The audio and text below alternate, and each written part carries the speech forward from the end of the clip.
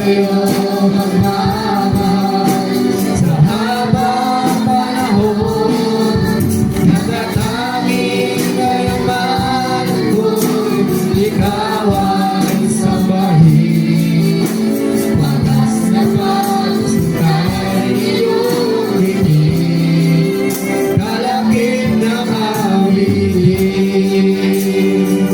Praise God. Palakpakan natin ang Panginoon. Tayo po dadako na sa masasayang awitin po natin ang I'm going to kasunod ang This World is Not Home.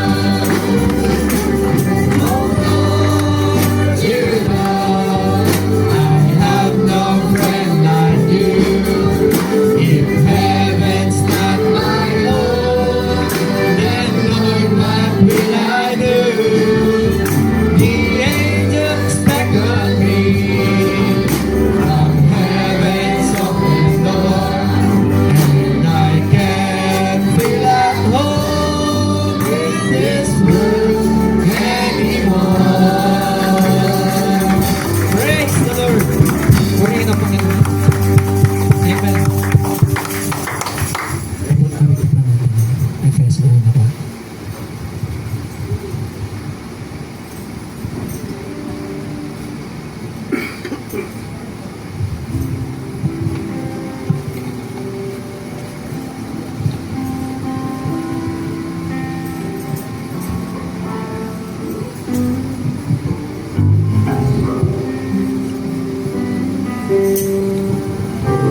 Pinili mo bago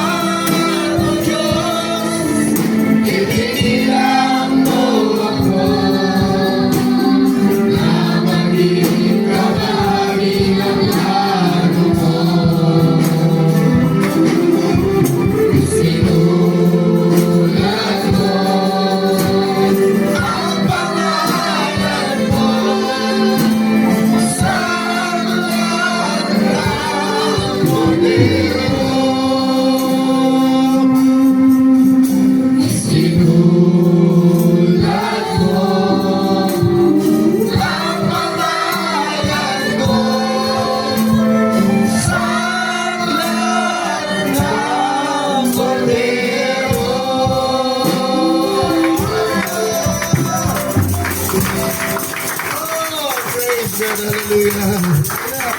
Purihin ang Panginoon, hallelujah. Tayo po ay yumuko at manalangin. Hallelujah. Purihin ang Panginoon. Amato Diyos, tulad ng aming inawit, kami binilang mo sa aming iyong plano, Panginoon. Purihin ka, O Diyos, hallelujah. Lahat ng bagay na ito'y gawa mo, Panginoon. We are just, Lord God, maliliit na butil, Panginoon, sa buhanginan. Ngunit, O Diyos, mata mo, Lord God, napakadakila ay nakita kami. Kami binilang mo, Panginoon, na maging kabahagi ng iyong kaharian. Salamat, O Diyos, sa kabutihan mo sa aming lahat. At sa umagang ito, Panginoon, sa pagpapatuloy po namin sa pangangaral, Panginoon, ng iyong salita. Minsan po kami sa iyong dambana. Nabuksan mo ang durungawan ng langit at magbuhos ka po ng pagpapala na sukat wala po kami mapaglagyan. Speak to us, Lord God. Break the word, Lord God. Feed us, Lord God, this morning. Tanayaan mo, Diyos, yung bagay na makita po namin na ititi mo sa aming mga puso, Lord God. Hindi mawawala. Because this is your plan, Lord God.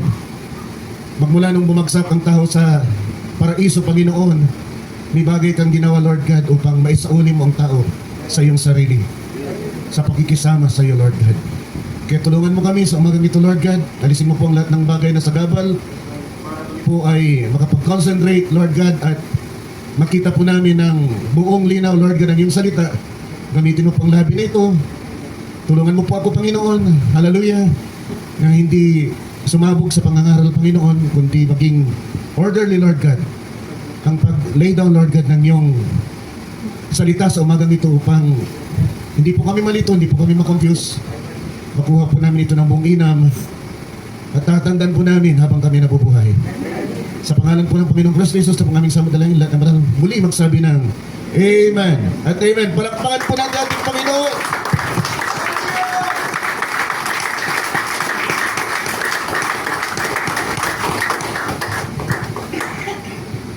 Baptism of the Holy Ghost pa rin ang ating tatalakayin. Pero kukuha tayo ng teksto sa Genesis chapter 3 verse 8.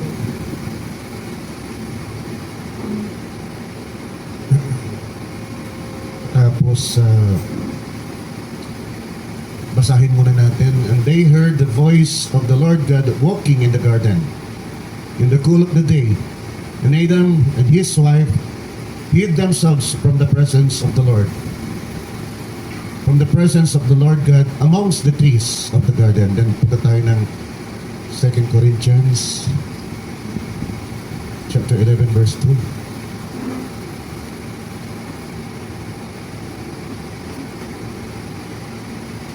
Si Pablo po ang nagsasalita dito at sabi niya, for I am jealous over you with godly jealousy, for I have espoused you to one husband, that I may present you as a chaste virgin to Christ. Then lastly, Revelation chapter 19 verse 7.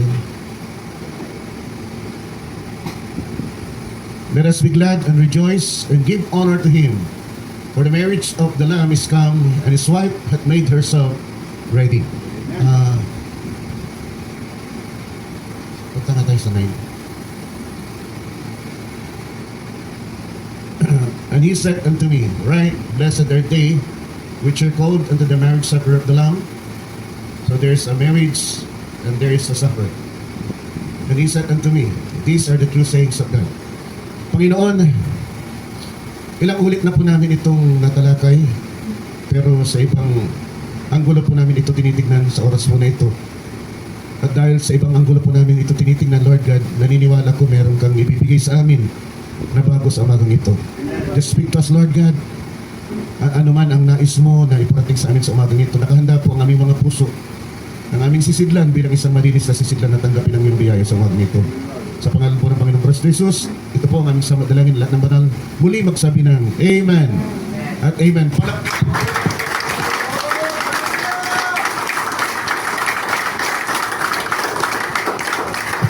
Praise God, at maaari na po tayong makaupo.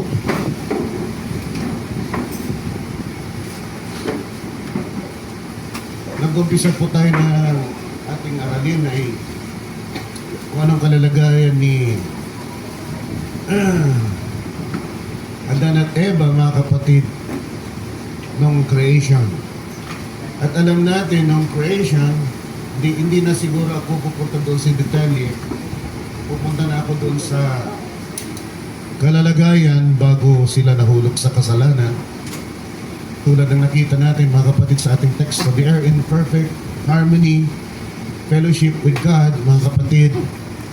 Ang ganda ng pakikisama, fellowship ng tao at ng Diyos. Subalit nung nahulog sa kasalanan si Adan at Eva dahil nakinig sila sa kasinungalingan ng Diablo, mga kapatid, na pwede nilang kainin, mga kapatid, yung bunga ng pagkakilala ng masama at mabuti, at sila magiging pantas, at sila magiging katulad ng Diyos. Kung napaniwala sila sa bagay na ito, at sila'y kumain, at alam natin, hindi ito literal na pagkain, at hindi ito literal na punong kahoy. Nakita natin sa mga nakaraan nating pagtalakay, ito ay isang pagkikipagnaig. It is a sexual act, mga kapatid. At yung sexual act na yon ay nagkaroon ng bunga, at yung mga kapatid ay si Cain. Ngunit ang mga sumunod, mga kapatid, na nakita natin ay nasundan din pa ito ng isa. At kung titignan natin, bubusisihin natin maigi ang banal na kasulatan, wala tayong makikita na may pagkikipagnaig muli si Eva, si Adan kay Eva.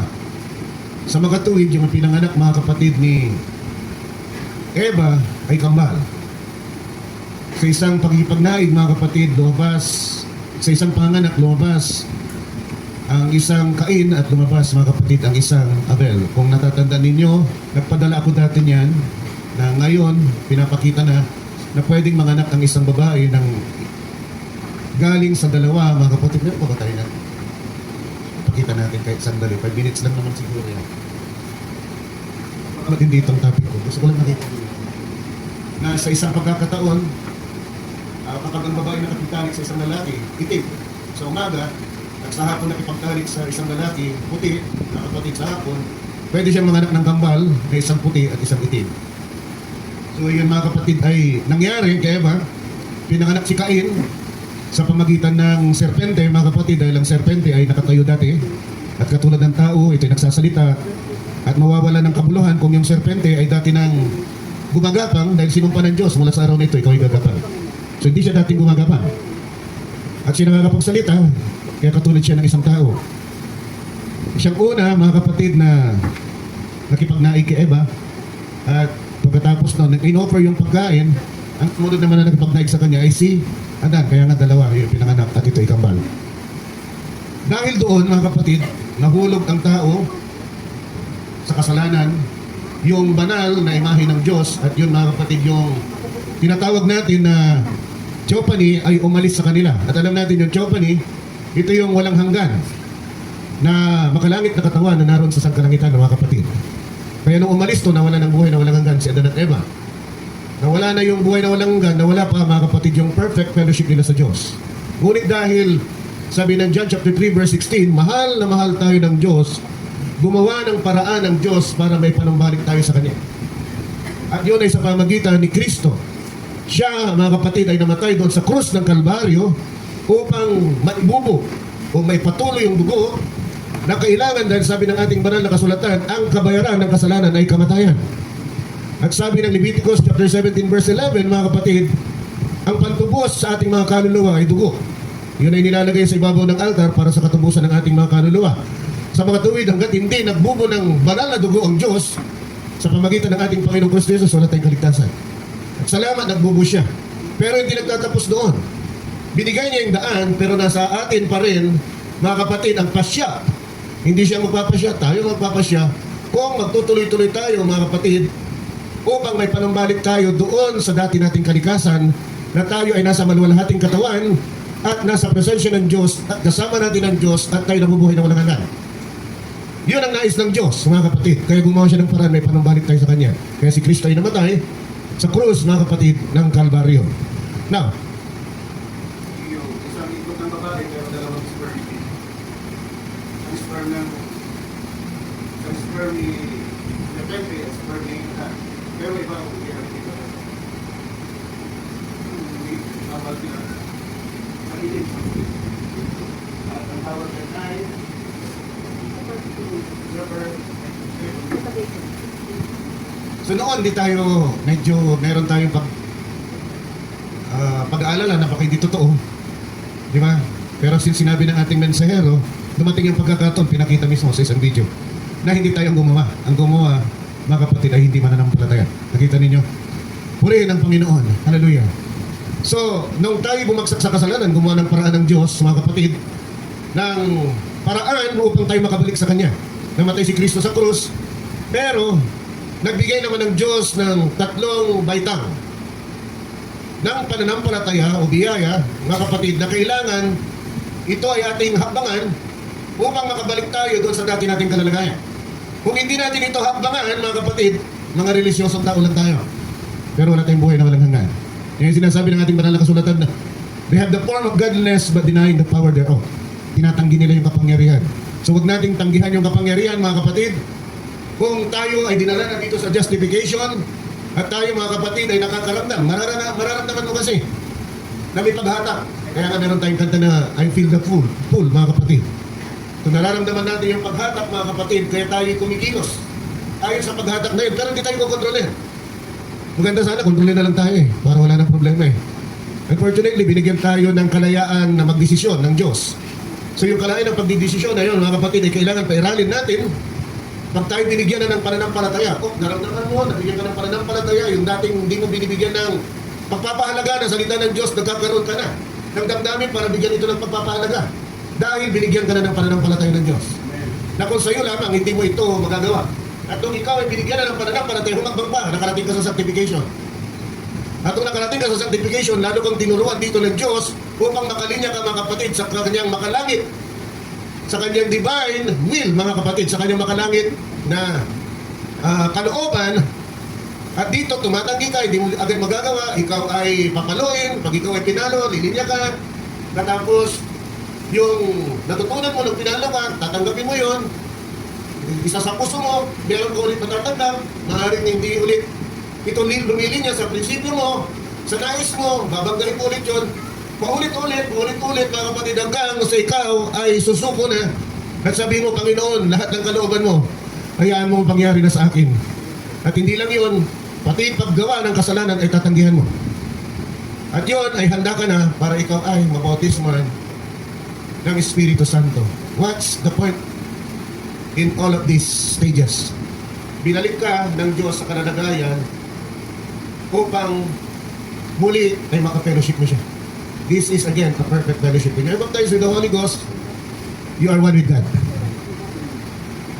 Papakita ko ng isang shadow, anino, para hindi tayo, mga kapatid, basta-basta na lang nangangaral ng walang basihan. Now, tingnan po natin ang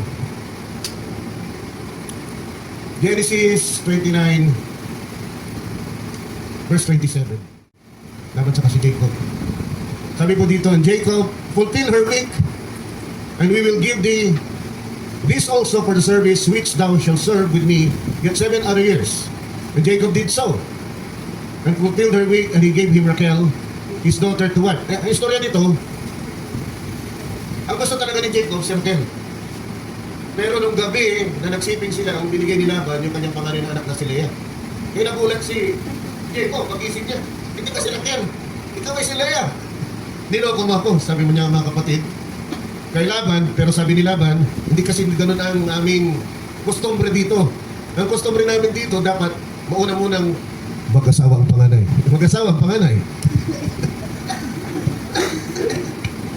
Praise God. At dahil doon, sabi na, fulfill her week. Anong ibig sabihin nun? Fulfill her week. Week is 7 days. Okay? Punta tayo ng 18. Dito sa 18, sabi ni Jacob, and Jacob loved Rachel and said, I will serve thee 7 years. For Rachel, the younger daughter. Parang dowry. Eh, wala siyang ano eh. Pumunta siya doon, wala. Kaya, yung pinaka-dowry niya. And Laban said, it is better that I give her to thee than that I should give her to another man. Abide with me. And Jacob served 7 years for Rachel, and they seemed unto him but a few days for the love he had to her. So pagkatapos ng 7 years na ito, naningil. Nasaan na yung aking premyo na si Raquel. So binigay sa kanya. Immediately after the 7 years. Pakinggan nyo may gito dahil meron tayong bubuk natin mamaya, titignan natin kung magtatali. So after 7 years, mga kapatid, immediately binigay si Raquel at nagsiping sila. Pagkatapos nilang magsiping, nakita niya sa kinaumagahan, hindi si Raquel. Sabi ni Laban, ibibigay ko pa rin sa iyo si Raquel, fulfill her week. Ibig sabihin, na dati ang tingin ko, nauuna yung peace. It's not. Nauna yung consummation bago peace. See? So kagising niya, wala sila. Sabi nila, fulfill her week. Fulfill mo yung week ni Leah. Hindi pa tapos, hindi pwedeng fulfill. And of course, sila meron din siyang 7 years. 7 days, 1 week. So nakikita po natin, mga kapatid, ang sequence. Pakikipagnaib, pagsiping, then feast. After the feast, then it will only be said na in honor ng lalaki at ng babae, mga kapatid, yung marriage covenant. Kaya may pinagpilitan nila man, kailangan tapusin mo yan. Kung hindi kikilalanin yung marriage covenant na pinasok ninyong dalawa. Tulad ni Joseph, he was betrothed spouse to Mary. Nung buntis si Maria, sabi niya, i-divorce ko siya. Nakita ninyo? Anyway, that's another story. Siguro later on punta natin. So yun yung sequence, mga kapatid. 7-year service. After the 7-year service, mga kapatid, of toiling, waiting, sacrificing, mga kapatid. Pagkatapos doon ay immediately ibinigay sa kanya supposedly si Raquel. Nagsiping sila. And supposedly kung si Raquel yun, tuloy-tuloy yung 7 days feast. Ang gusto ko pong makita po natin dito, ang pagsisiping is not a public declaration. It is a private. Hindi ka magipagsiping sa isang babae na ang gumawa lang dito, yung anak ni David eh. Yung anak ni David, nakipagsiping sa mga kabit ni David at ipinakita sa buong madla na ginagawa niya. Siya lang ang alam kong gumawa noon sa Biblia. Pero if you're in your right sense, mga kapatid, ang pagipagsiping, yung intimate-ness mo sa isang ng lalaki at babae, hindi niyo yung gagawin sa mata ng publiko. Gagawin niyo yan privately. In other words, kung iakit natin sa spiritual na kalalagayan, it is invisible in the eyes of the onlookers. It is an invisible union. Amen. Sorry na mga Panginoon. So there is an invisible union, mga kapatid. Then, magkikita po natin, pagkatapos ng, punta naman tayo kay Isaac. Kung yan ay 29:27, 24:67 naman si Isaac at Rebecca. 24:67. And Isaac brought her into his mother Sarah's tent, and took Rebecca, and she became his wife. Tandaan po natin, hindi pa po wife si Rebecca nung dinala sa tent. Pero pagkadala sa tent, ang tawag na sa kanya ay wife. So, something happened when Rebecca was brought into the tent of Sarah. And the tent of Sarah is also the tent of the father. Right? Hindi pwede naman magbukod sila ng tent. Come on. Come on. Ang tent ni Sarah ay tent din ni Abraham. Tama? Tama. So the tent, in other words, is the tent of the father. When they get into the tent of the father, Rebecca became the wife of Isaac. Tandaan po natin yan. There is an invisible union, pero dito nakikita natin, once na dinala mo sa tent o lugar ng iyong ama, yung babae na gusto mong mapangasawa, paglabas niyo doon, nag-asawa na kayo. Come on. Come on. Okay, kuha pa tayo kay Esther. Punta tayo kay Esther, mga kapatid.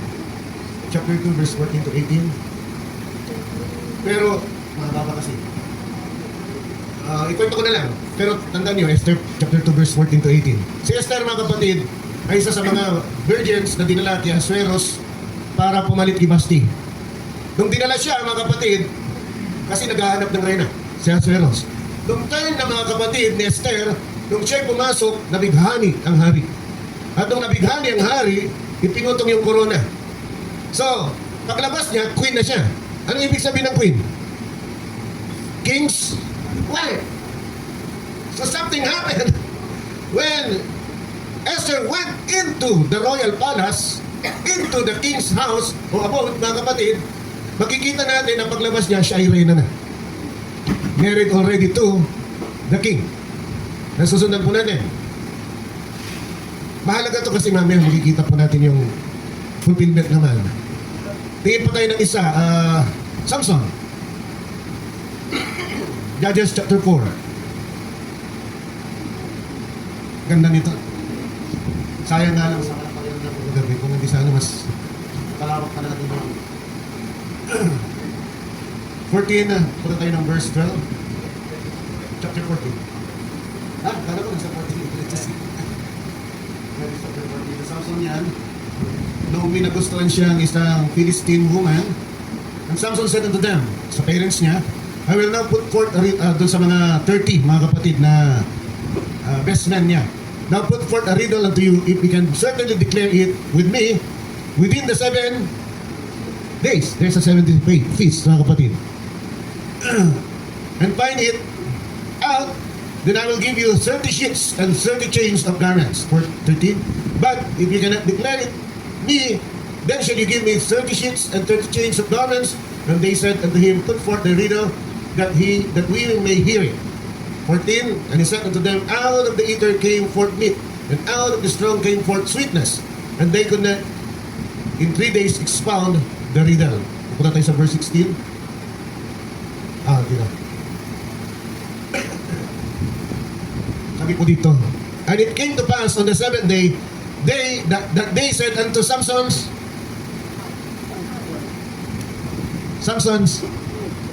okay, tuloy natin. Entice thy husband that he may declare unto us the riddle, lest we burn thee and thy father's house with fire. Have he called us to take that we have? Is it not so? Verse 16. And Samson's wife wept before him and said, and Samson's wife wept before him and said, thou dost but hate me, and lovest me not. Thou hast put forth a riddle unto the children of the people, and hast not told it me. And he said unto her, behold, I have not told it my father, nor my mother, and shall I tell it thee? So dito nakikita po natin verse 15 and verse 16, sinabi po dito na yung babae ay asawa niya na. Tama. And the feast is not yet over. Tama. The feast is not yet over. So, hindi sinabi dito, hindi nilatag dito. So pupunta tayo kay Jacob upang makita natin anong nangyari before the 7 days feast. Before the 7 days feast, ang nangyari, nakipagnaig muna mga kapatid si Jacob kay supposedly Rachel. So dito makikita natin si Samson nakipagnaig muna dapat kay Philistine woman. Kaya nga dito sa verse 15 and verse 16, when the feast is going on, ang tawag na dun sa babae na consummate na yung marriage, siya ay wife na. Susunod po natin. Feast, sacrifice, 7-year sacrifice, mga kapatid, consummation of marriage, 7 days feast. Nasusundan mo natin. Ang sabi ni Brother Branham, sabi ng mensahe mga kapatid, merong 7 sabbatical year. At yung sabbatical year na yon mga kapatid,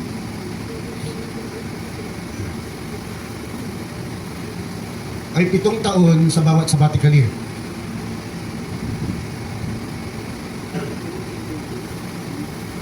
So 7 times 7, that's 49. Mga kapatid. Nasabi ni Brother Branham, at the end of the sabbatical year na 49, merong mangyayari na general release. So yung general release, mga kapatid, kung ikaw ay binili na alipin ng isang Hudyo, pwede naman, pag tumulog yung pakakap, pwede mong bitawan yung ano man ang ginagamit mo na pang-araro, paninilbihan, at ikaw ay malaya na. Hindi ka lang malaya kung meron kang lupa na ito'y naisang ladin, ibabalik din sa'yo. Unlike during the sabbatical year, mga kapatid, after 7 years, mga kapatid, in every sabbatical year, may 7 years, kaya tinawag na sabbat 7. Every sabbatical year, ang ibabalik lang sa'yo dito, kalayaan mo. Pero yung possession mo, hindi babalik. Pero doon sa 15th year, after the 49 years, sabbatical year, mga kapatid, ito ay tinatawag na Jubilee. At doon sa Jubilee, mga kapatid, ibabalik lahat yung nawala sa'yo. Kalayaan mo at possession. Bahay, lupa, ano man na meron ka. na nakasanla. Nasusundan po natin. Wala nang habol. Kahit meron ka pang balanse, hindi na habulin sa'yo yan. It's the rule, mga kapatid. Law na binigay ng Diyos para ganapin ng mga Israelita. So, sabi ni Brother Man na ito ay lapat sa 7 church ages. Nasusundan po natin. Kung lapat ito sa 7 church ages, mga kapatid, so, every age, supposedly, may 7 sabbatical year. And during to complete that sabbatical year, kailangan, mga kapatid, dapat din naman natin dito kay Jacob. Lalapat natin yung kay Jacob dito. Ang type ni Jacob ay walang iba kundi si Jesus Christ. Pero pwede rin siyang dual typology ito. Pwede din natin i-type si Jacob as the bride. Na nagpusigi, naghintay, upang makamdam niya yung bagay. So 7 taon siya naghintay. 7 taon na paglilingkod, pagsasakripisyo at paghihintay ni Jacob bilang tipo ng bride upang siya ay maikasal. Upang siya ay maikasal. Nasusundan po natin. Nasusundan po natin. Itaas niyo kamay niyo kung hindi niyo nasusundan. 3 layer yun ang ginagamit natin para makita ninyo. Sabbatical year, Jubilee, 7 church ages, rapture. Then, in every age, i-apply natin yung kay Jacob. Na may 7 years, marriage, invisible union, 7 days peace. Nasusundan po natin. Okay. Na mangyayari yun in every age. Nasusundan natin. 3 layer yun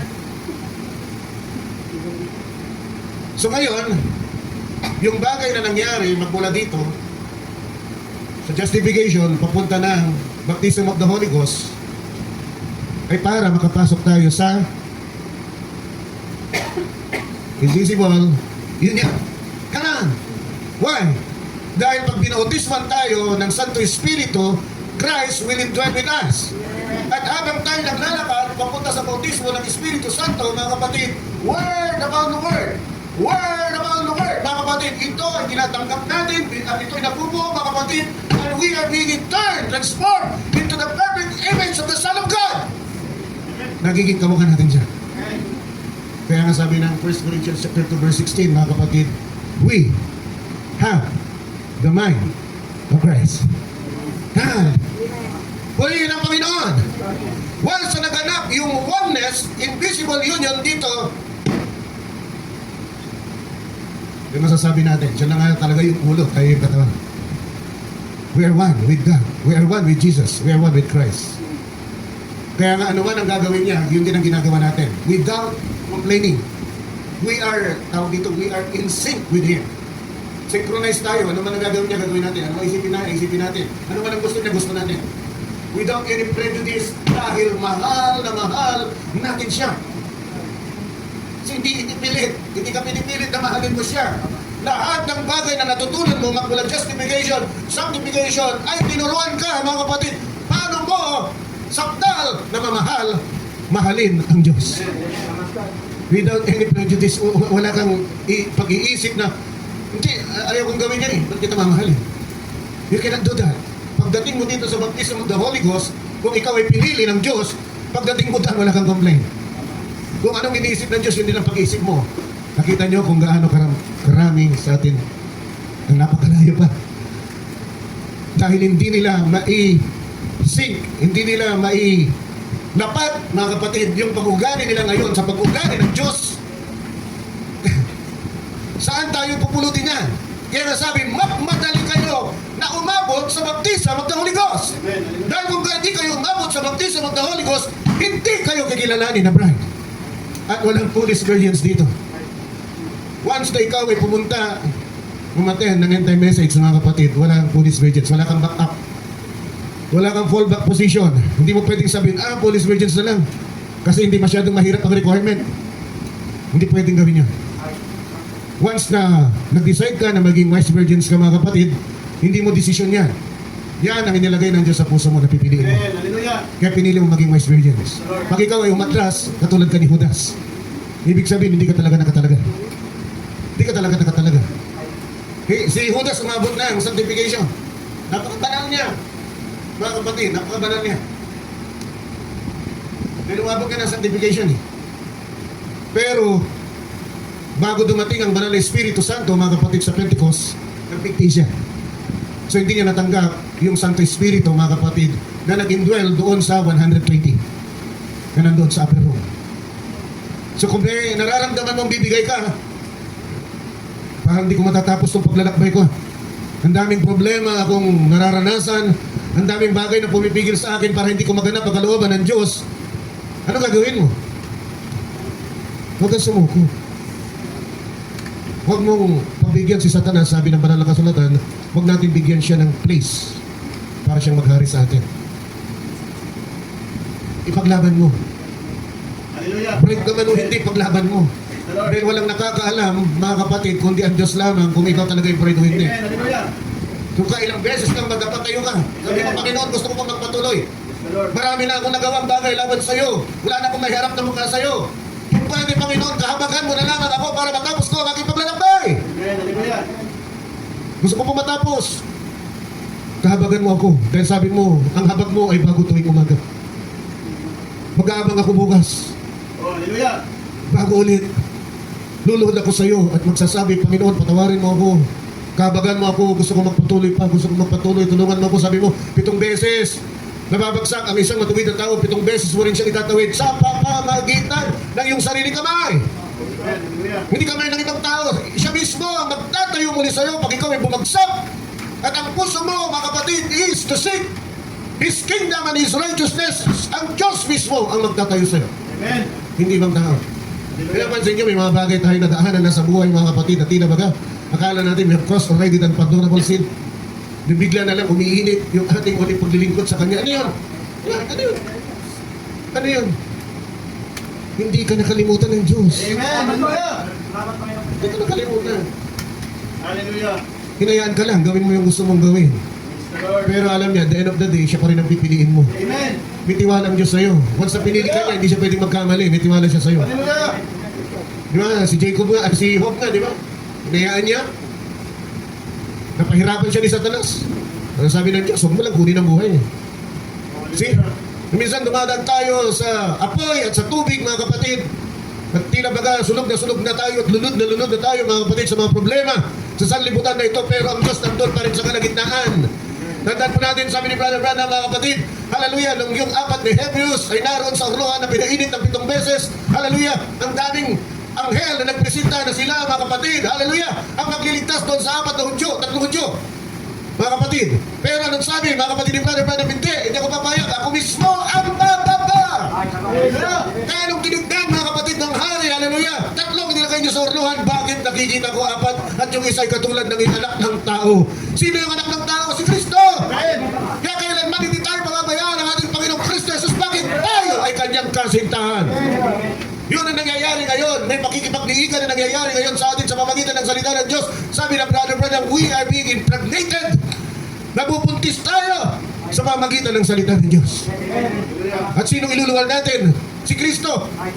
But we are also, mga kapatid, being transformed into the image of Christ. Sabi ng Ephesians chapter 4, mga kapatid. Purihin ang Panginoon. So nagkaroon ng invisible union sa baba pa lang. Kaya sila. Pero kailangan may public declaration din. Kung minsan iniisip natin yung sequence, once na umangat tayo dito sa mundong ito, kung ano yung takbo rito, ganun din yung takbo doon. Hindi po. Sabi ng banal na kasulatan, ang 1,000 taon, ang isang araw sa Diyos ay 1,000 taon sa tao. Can you see how fast? Kung ikaw ay tao at napunta, mga kapatid, doon sa realm, mga kapatid ng Diyos, ang bilis ng mga pangyayari na nangyayari. So after the rapture, mga kapatid, hindi ko na ito ibubuka masyado, may 7 taon na peace covenant. 3 dyan, mga kapatid, ay peace. Because the covenant is a peace covenant. This is to lure, mga kapatid, all people, all religion, mga kapatid, para makisama sila doon sa peace. Yung 666 na tinatawag. So sabi na may kapayapaan, mag-isa na lang tayo. Bibigyan kayo ng kalayaan para magtayo ng sarili ninyong panambahan. Pero isa tayo. Isa lamang ang ating pangkat. Pero pagkatapos ng 3 kalahating taon, ibibreak niya yung covenant. Lahat ng hindi sumunod, ipipersecute niya. Sino yung hindi mga sumunod? 144,000. Sabi ni Brother Branham, maninindigan yung 144,000 all throughout. So siya yun na ipipersecute niya. Mga kapatid, 3.5 years peace. After 3.5 years, mga kapatid, yung nalalabing 3.5 taon ay Great Tribulation. Pero sa denomination, ang tawag nila lahat yan ay 7 years tribulation. Hindi tayo naniniwala sa ganon, kaisipan. So yung 3.5 taon, mga kapatid, listen very carefully, merong ipapadalang Moses at Elias para sa mga Hudyo, doon sa 144,000. At sabi ng mensahe, mga kapatid, sila magpo-protection doon sa 144,000 for 3.5 years. So walang mangyayari sa kanila within 3.5 years. Pero yung foolish virgins, they are not part of the economy of the 144,000. Kaya tatamaan sila. Mape-persecute sila. At sabi ng ating banal na kasulatan, sila yung mga matay. They will be beheaded. Sabi ng mensahe. So ang matitira yung 144,000. So ano ang tribulasyon ng 144,000? Sabi ni Brother Branham, yung dulo ng Great Tribulation. Pag namatay, yung dalawang propeta. Bakit doon magaganap yung Battle of Armageddon?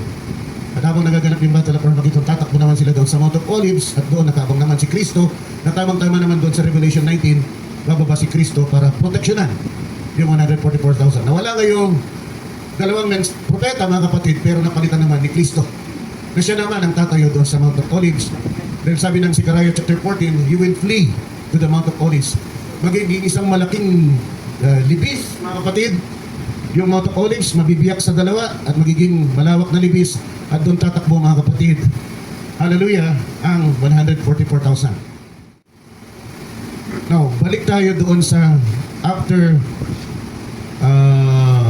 the 7th church age. After the 7th church age, mga kapatid, may magaganap na rapture. So dito sa baba, as sinasabi ko nga sa inyo, may nangyayaring 7 years covenant. Now, hindi natin mabibilang doon sa taas. Dahil napakabilis. The time above is not the same as the time below. But, for the sake, mga kapatid, of being in sync, na pagbaba ni Kristo ay eksaktong tapos, mga kapatid, yung Great Tribulation, i-apply natin yung 7-day peace. Susundan po natin.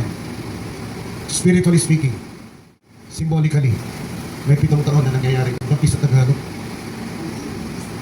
Piging. So may nangyayaring piging na 7 taon, supposedly. Pero alam natin, iba yung sukat ng panahon doon at sukat ng panahon dito sa lupa. Pero just to be in sync, gagamitin natin yung kay Jacob.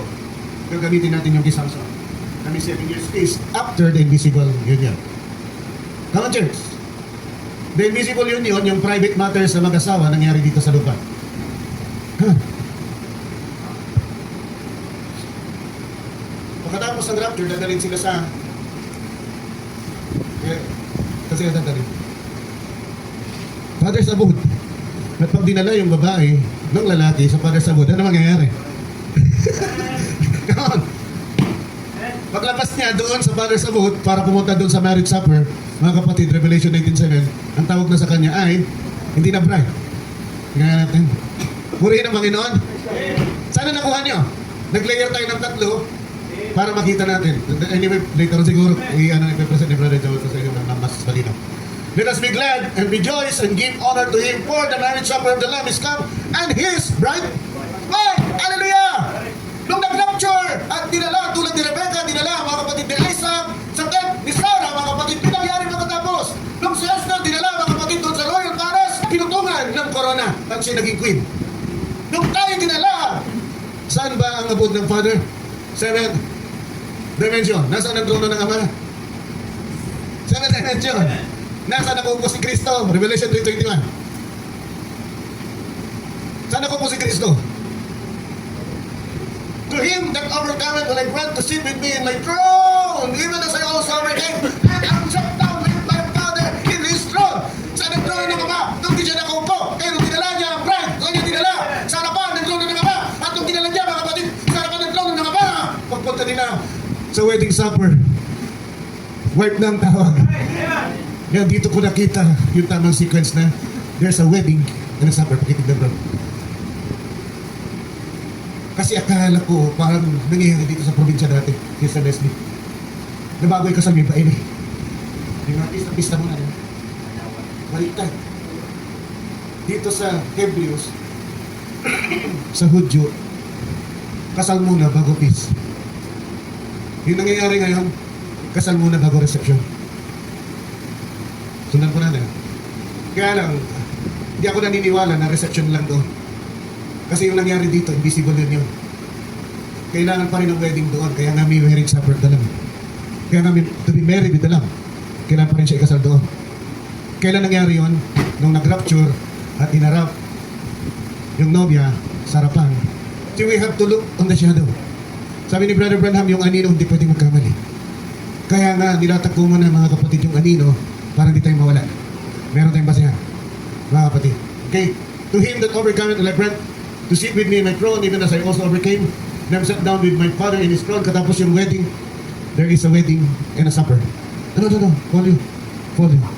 Wedding and a supper. Wedding supper. Two words na lang. Sakit lang natin.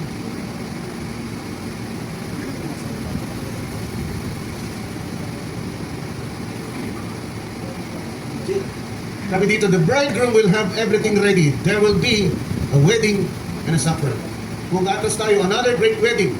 Sabi dito, another great wedding someday when Christ's bride will come walking down the corridors of glory. Hindi dito, doon. Kapatid, the bridegroom will have everything ready. There will be a wedding. There's an invisible union going on here. Pero pag-akyat doon sa presensya ng Ama, tulad ni Rebecca, dinala doon sa tent ng kanyang ina, tulad ni Esther, pumunta doon sa Royal Palace, doon siya naging wife. Susundan ko natin. Kaya na pagdating doon sa Revelation 19:7, tinawag na siyang wife. Consummation happened here through the Word of God, word upon word, mga kapatid. Hanggang sa tayo nabubuo, nakatransform, katulad ni Kristo, dahil si Kristo ang salita ng Diyos.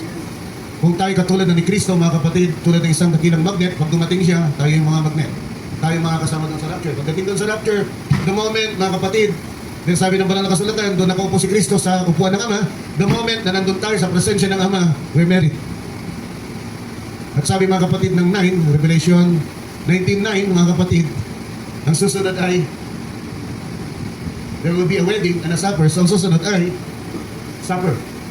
Revelation 19, verse 9. And He said unto me, right blessed are they which are called into the marriage supper of the Lamb. Ni-research ko maigi mga kapatid, tinignan ko ang view ng mga scholars tungkol sa wedding ng mga Hudyo. At nakita natin mga kapatid, yung wedding ng Hudyo, nauuna muna talaga ang wedding bagong peace. So inilapat nila dyan yung kay Samson, inilapat nila dyan mga kapatid yung kay Jacob, mga kapatid. At inalapat din nila, even Esther. Si Esther ay kailangan munang maging wife, king's wife, bago siya bigyan ng, tingnan natin. So tatlo yan, perfect yan. Perfect yan. Marriage first, then peace. Chapter 2, verse 18 and 29. Chapter 2 ng Esther. 14, siguro verse 20. 18 to 20. Then the king made the great oil. Atas tayo. Kung atas tayo, yan nakita natin, diba? The king loved Esther above all the women. And she obtained grace and favor in his sight more than all the virgins, so that he set the royal crown upon her head and made her queen instead of Vashti. Kung siya ginawang queen instead of Vashti, siya ay naging king's wife. So naging wife muna siya bago siya binigyan ng verse 19, bago siya binigyan ng, and when the virgins were gathered together, hindi napunta na sa 18. Then naging made the great feast. Pagkatapos siyang pinutungan ng corona, gawing reyna, king's wife, binigyan siya ng feast. So yun ang sequence. Kaya inalagdag natin yung kay Jacob, 7 years waiting, sacrificing, lining up, mga kapatid. Then pagkatapos noon, mga kapatid, ay makikita natin yung invisible union. Pagkatapos ng invisible union, mga kapatid, pag-akyat doon sa taas, antimano, pagpunta doon sa trono ng Diyos, Father's tent, Royal Palace, antimano, sila ay kasal. At pupunta sila sa wedding supper ng Revelation 19:9, mga kapatid. Purihin ang Panginoon.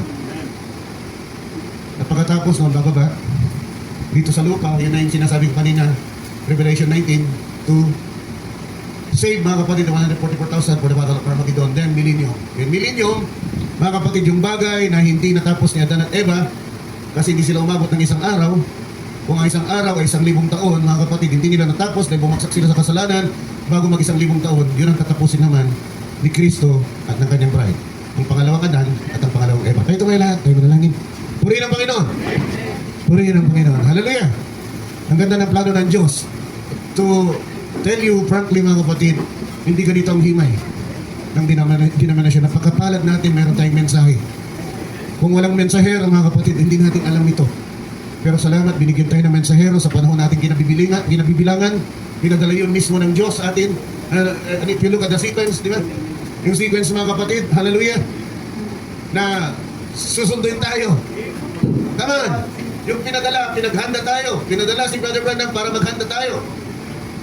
Pero hindi dito ang kasalan. Doon sa lugar ng bridegroom. Apat na yun. Purihin ang Panginoon. Apat na yun. Jacob, mga kapatid. Rebecca, mga kapatid. Esther, mga kapatid. At ito, the wise and the foolish virgins. Wala nang kawala. Taling-tali, mga kapatid. Tayo yung mukhang manalangin. Dagila Diyos, salamat muli sa mga ito, Lord God. Ngayon, naunawaan ko na, Lord God. Bakit? Pinipigilan ako ng kaaway. Halos, bigyan ako ng kaso for this week, Lord God. Salamat. Kahit gaano kasakit ang ulo ko kagabi, Lord God, binigyan mo pa rin ako ng pagkakataon. Lord God, hindi masyadong, sa aking paningin, hindi masyadong pulido, pero nakaraos po kami sa umagang ito, Lord God. Meron po kaming naunawaan, meron po kaming naintindihan. Hallelujah. Some other day, Lord God, naniniwala ko na gagawin itong napakalinaw ni Brother Joel sa pagtuturo, Lord, at nandyan na lahat ng ingredients. So, purihin ka, Panginoon. Pinupuri ka namin, sinasamba ka namin. Tunay na sa kalalagayan namin, Panginoon, if you will compare us to other churches, napakaliit po namin na church. Pero hindi ka nagkukulang. Sa spiritual na pagkain, busog na busog po kami, Panginoon. Hallelujah! Hindi man kami, Panginoon, mayaman katulad ng mga churches na nasa aming paligid. Wala kami magandang building. Pero ikaw, Panginoon, hallelujah, ay hindi nagkukulang. Ang tinitignan mong templo ay kami. We are your temple, Lord God. At kami ang iniingatan mo. At tuwing ang templong ito ay nakakasunod sa kalooban ng Panginoon, nakikita namin na ikaw ay nakakangiti. May ngiti sa iyong mga labi at sinasabi mo, ang mga bagay na ginagawa ng aking mga anak sa lugar ng Ciudad Real ay isang masampyong bango sa aking ilong. Oh, purihin ka, Panginoon. Nawa, hindi namin ito makalimutan, Lord God. Nawa, magtibo dito sa aming puso ng aming paglilingkod ay hindi nasasayang. Nakikita namin sa umagang ito saan kami papunta. Sigurado. Because the shadow is telling us what the fulfillment is all about. Kaya salamat, Panginoon. Hindi magkakamali, sabi ng aming mensahero, ang shadow, Lord God. Ang ipapakita palagi ng anino ay yung tunay na larawan. Purihin ka! Hallelujah! Hallelujah! Basbasan mo kaming lahat sa oras na ito, Panginoon. Mula sa pinakabata hanggang sa pinakamatanda. Muli, inihiling namin na yung aming mga puso, ipuin mo po ito para mas lalo ka ng lingkuran higit sa dati. At ang mga bata, Panginoon, sa murang edad nila, nawa, ikaw na pong bahala sa kanila. We cannot do anything, Lord. Unless you move them, maliban, kilusin mo ang kanilang mga puso, nabigyan mo sila ng pananampalataya, Panginoon, tulad ng ginawa mo sa amin. Ay, kahit paano kami magsisigaw po dito, wala din namin pumaabot ng kanilang mga kaluluwa. Ang pwede lang namin gawin ay mag-pray. Pag-pray sila, Panginoon. We pray. Lord God, this morning, nakatakpuin mo sila. Katakpuin mo sila kung paano mo kami kinatagpo. At papanalin mo sila paano mo kami pinapanal. At hayaan mo matapos nilang lakbayin nila sa mundong ito. At makasama namin sila sa pag-aagaw. Sa pangalan po ng Panginoong Kristo, sa pong aming samadalangin, lahat naman ang muli magsabi ng Amen at Amen. Hallelujah! Palakpakan po natin ating Panginoon!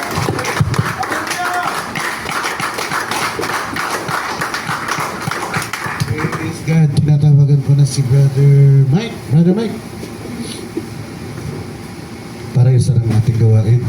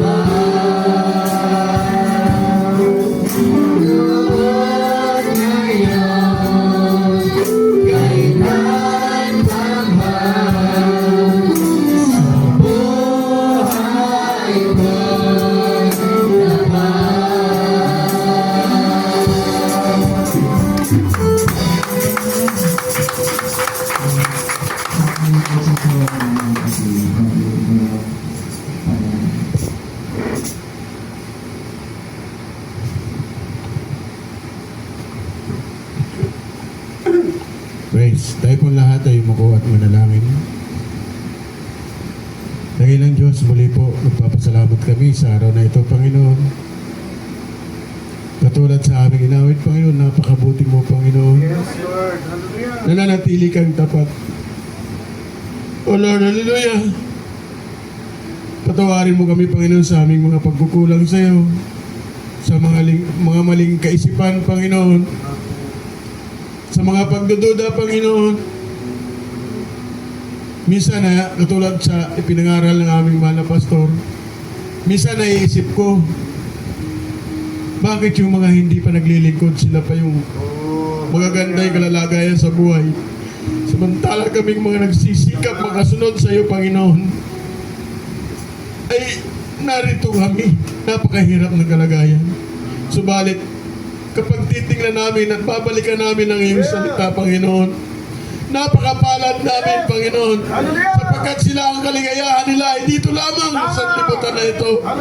Samantala kami, Panginoon, sinabi nga ni Pablo, kung nalalaman lamang ninyo ang kaluwalhatian na naghihintay sa inyo, sasabihin ninyo, kulang pa ang pagsubok na ito. Oh Lord, salamat sa mga pagpapaalala mo sa amin. Salamat sa mga salita mo. Tama ang sinabi ng banal na kasulatan na saliksikin namin ng mga kasulatan. Sapagkat kung hindi namin sasaliksikin, paano kami magkakaroon ng pananampalataya sa iyo, Panginoon? Kung hindi namin babasahin at isa sa puso ang iyong salita. Lord, tulungan po kami mahihina, Panginoon. Wala kaming kakayanan kung wala ka sa amin, Panginoon. I am nothing kung wala ka, Lord. Oh, hallelujah. Salamat, Panginoon. May hininga pa kami ng buhay upang ikaw ay maming mapaglingkuran. Salamat sa araw na ito, Panginoon. Hindi ito nagkataon lamang, Panginoon. Ito ay nakita mo na.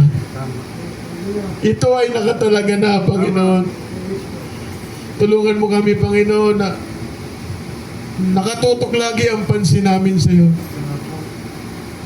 Kahapon nga, Panginoon, may mga ngaral na hindi naman alam ko na marami ang mali sa kanya. Subalit may sinabi siya na hindi lahat ng nasa loob ng simbahan ay maliligtas. Kung ikaw ay matutulog lamang at nasa loob ka ng simbahan, hindi ka nahihiya sa Panginoon. At kung ikaw ay nasa loob ng simbahan, iba ang iyong nasa isip. Hindi si Kristo nasa isip mo. Maliligtas ka kaya? Oh Lord, tulungan mo kami sa kakulangan ng aming pananampalataya, Panginoon. Kami, Panginoon, ay mahina. Pagkatagpo-tagpuin mo, Panginoon, ang aming mga pananampalataya, Lord. Lord, hallelujah. Tulungan mo ang aming mga youth, Panginoon. Malakas tumawag sa kanila ang sanlibutan. Tama. Oh Lord, katulad sa sinasabi ko sa aking mga anak na umaattend sila sa Bible study na ang song leader ay babae, ang nagpe-preach ay babae. Sabi ko, kapag hindi sa sumusunod sa puro at dalisay na salita ng Diyos, yan ay sa Diablo. Walang, hindi naman nila madadaya ang tao kung gagamitin nila salita sa demonyo. Salita rin ng Diyos ang ginagamit nila upang madaya ang mga tao. Subalit tayo ay binigyan ng kaisipan ng Panginoon upang ating salain ang mga mali at makita natin ang katotohanan. Lord, salamat sa dinami-dami, Panginoon, ng pananampalataya. Dito mo kami dinala sa mensahe, Panginoon. At sa Church ng Ciudad Real na hindi kinukumpormiso ang iyong salita. Nangangaral ang aming mahal na pastor na kahit kami ay nasasaktan, ay patuloy niyang pinapangaral ang iyong salita. O Lord God, salamat, Panginoon. Mahal mo kami, Panginoon. Hindi mo kami pinabayaan na magtampisaw sa sanlibutan na ito, Panginoon. That's true, hallelujah. Napakarami, Panginoon, ng pagsubok. Napakarami ng tukso. Tama. Subalit lagi kang nagpapaalala sa amin, Panginoon. Napakabuti mo, Panginoon. Lord, nawa pagpalain mo ang mga ginamit mo sa araw na ito. Ang aming music ministry, Yes, ang aming MC, yes, Lord. aming song leader, ang aming teacher na patuloy na nagpapagal, Panginoon, sa iyong salita. Sana sa bawat pagtuturo niya, may natututunan ang aming mga young people, Panginoon. Salamat at tama lahat ang sagot ng aming mga youth ngayon. Oh, praise God. Lord, tulungan mo pa sila, Panginoon, na umangat pa ang kanilang karunungan sa iyong salita. Lord, maraming salamat na patuloy mong ginagabayan ang aming mahal na pastor kahit masama ang kanyang pakiramdam kagabi, Panginoon, naibahagi pa rin niya ang iyong salita. Lord, dalangin namin na ingatan mo siya, Panginoon. Tanggalin mo ang anumang espiritu ng karamdaman na gumagambala sa kanyang katawan, Panginoon. Lord, batid mo, Panginoon, ang nasa ng kanyang puso, Panginoon. Ingatan mo siya, Lord, sa po ng kanyang sambahayan. At lahat kami mga magkakapatid, Panginoon, ingatan mo kaming lahat, Panginoon. Yes, Lord. Hanggang sa pagkikita naming muli sa piling mo, Panginoon, at masabi namin, kapatid, sarap ng pagtatagumpay. Bagaman marami tayong pagsubok, nagtagumpay tayo. Oh, hallelujah. Marami man tayong pinagdaanan. Panginoon, salamat, Panginoon. Lord, dalangin namin na gabayan mo kami, Panginoon, sa aming pansamantalang paghiwa-hiwalay. Kung paano mo kami ginabayan sa aming pagpunta rito, ganun mo ka rin kami gabayan, Panginoon.